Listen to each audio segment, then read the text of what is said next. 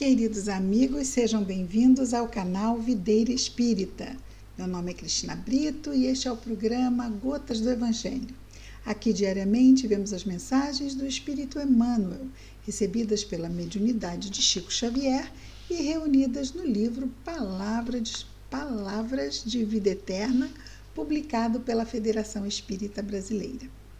Hoje vamos ver a mensagem de número 31, que tem o título de Combatendo a Sombra. Combatendo a Sombra.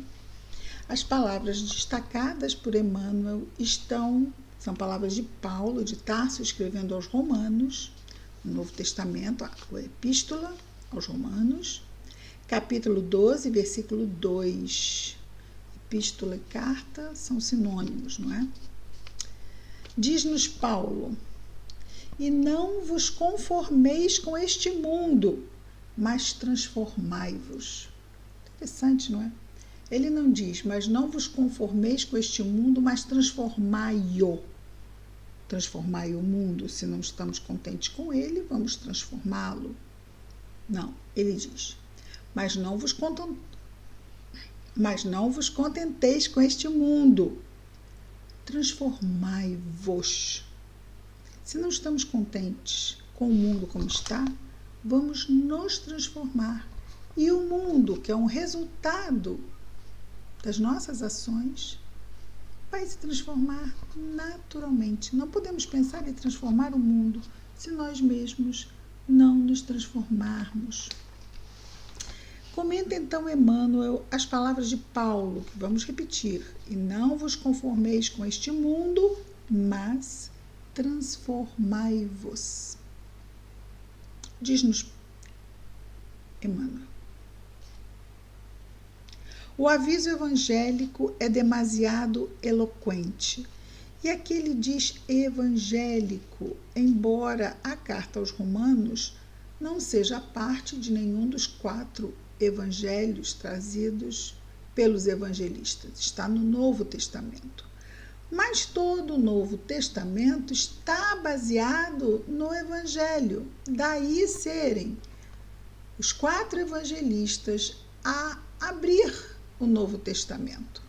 Então, nós temos na narração de Mateus, Marcos, Lucas e João o Evangelho que Jesus nos trouxe.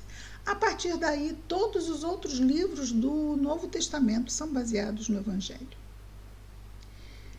Então, correto aqui, não é claro, tinha que ser, mas é que nós estamos apenas elucidando, porque poderia ser uma dúvida muito justa esta, não é? O aviso evangélico é demasiado eloquente, todavia é imperioso observar-lhe a expressão profunda. Ou seja, facilmente entendemos lá o que ele quer dizer, mas ele nos propõe nos aprofundarmos na questão. O apóstolo, divinamente inspirado, falando aqui de Paulo, adverte-nos de que, em verdade, não nos será possível a tácita conformação com os enganos do mundo, a aparente, né?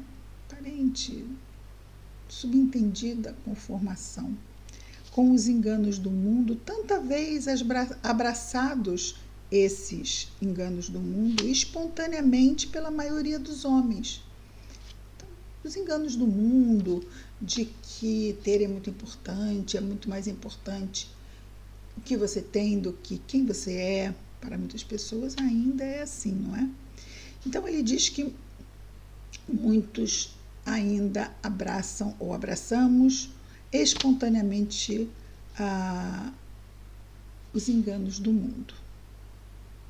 No entanto, não nos induz, Paulo, com suas palavras, a qualquer atitude de violência. Não nos pede nem rebelião, nem gritaria. Não nos aconselha azedume e discussão. A palavra da Boa Nova solicita-nos simplesmente a nossa transformação. Não nos cabe, a pretexto de seguir o mestre, sair de azorrague em punho, golpeando aqui e ali na pretensão de estender-lhe a influência. Zorhag é uma arma de bater, não é? É imprescindível adotar a conduta dele próprio, de Jesus, que, em nos conhecendo as viciações e fraquezas, suportou-nos a dureza do coração, orientando-nos para o bem cada dia, com o esforço paciente da caridade que tudo compreende para ajudar. Então, o que Jesus fez? Não poderia nos transformar. Ele exemplificou a transformação em si mesmo, o bem, para que quando decidíssemos, quando desejássemos, usássemos os seus exemplos como guia e modelo para também nós nos libertarmos, não é? Também nós nos transformarmos. E Emmanuel continua: não movimentes desse modo o impulso da força, constrangendo os semelhantes a determinadas regras de conduta diante da ilusão em que se comprazem. Se o outro escolheu, livre-arbítrio, seguir o caminho do erro, é decisão dele. Se Deus o permite, por que nós não permitiríamos? Então, ele não aconselha de forma alguma o uso da força para deter aqueles que querem, porque querem fazer e se entregarem às ilusões da matéria. Não vamos esquecer que os homens, para os desvios que atentem contra a segurança social, existem as leis. Então, se for feito qualquer coisa que dentro do Código Penal seja considerado crime, contravenção, existem sanções para coibir esse tipo de ação. E ele continua: renovemo-nos para o melhor. Eleva o padrão vibratório das emoções e dos pensamentos. Ele aqui já nos falando no caminho da transformação própria. Como poderemos nos transformar? Elevando o nosso padrão vibratório das nossas emoções, buscando emoções que sabemos serem positivas e pensamentos que sabemos serem positivos. Ah, mas é muito difícil. Sim, mas aí está, é o esforço, subir a montanha, ninguém disse que é fácil. E se de todo não conseguimos, vamos buscar ajuda, não podemos esquecer disso, não é? Ele continua dizendo: cresce para a vida superior e revela-te em silêncio, na altura dos teus propósitos, convertendo-te em auxiliar precioso da divina iluminação do Espírito, na convicção de que a sementeira do exemplo é a mais duradoura plantação no solo da alma. Por isso, na criação dos filhos, não é? Se os pais depositam os valores na educação familiar, pautados esses valores no exemplo que eles dão eles mesmos, mesmo que hajam escolhas do desvio, em qualquer momento, aquele jovem, aquele filho, mesmo já adulto, vai poder se reportar ao que foi plantado e muito bem plantado nele, através do exemplo de seus pais. E assim também nós, uns com os outros. E vamos repetir: a sementeira do exemplo é a mais duradoura plantação no solo da alma. Fantástico isso, não é?